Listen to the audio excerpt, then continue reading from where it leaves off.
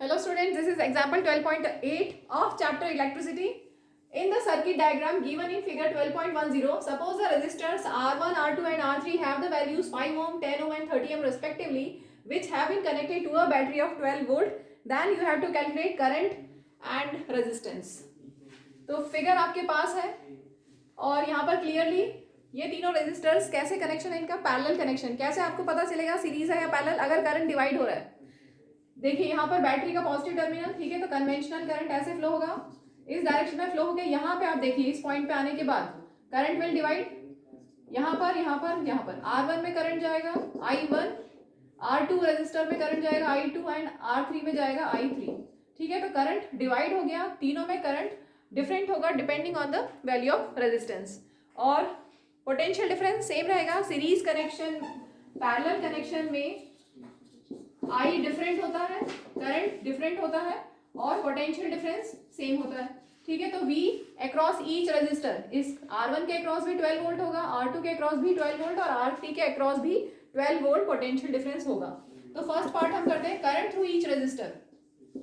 Ohm's law से V equal to IR, तो I कितना हो जाएगा V upon R.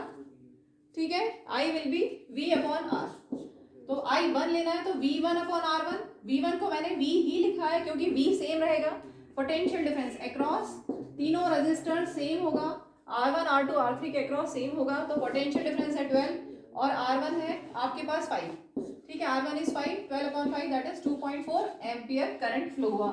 Next R2 में कितना करंट फ्लो होगा? V upon R2. Potential difference V 12 volt, R2 है 10, so this is 1.2 ampere and I3 will be V upon R3.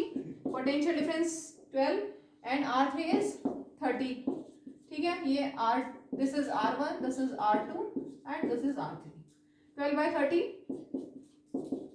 0.4 ampere.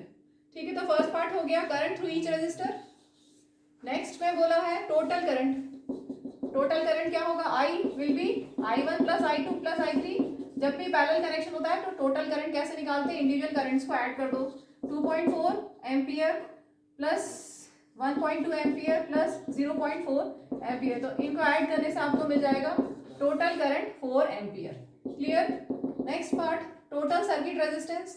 अब क्योंकि पैरेलल कनेक्शन है, पैरेलल कनेक्शन में equivalent resistance का formula क्या होता है? 1 upon RP, P for parallel, substitute P for parallel.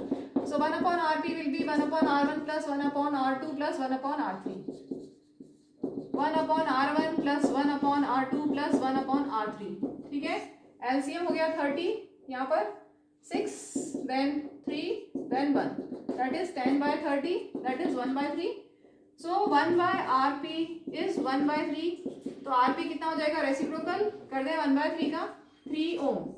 So resistance parallel में equivalent resistance total circuit resistance is 3 ohm.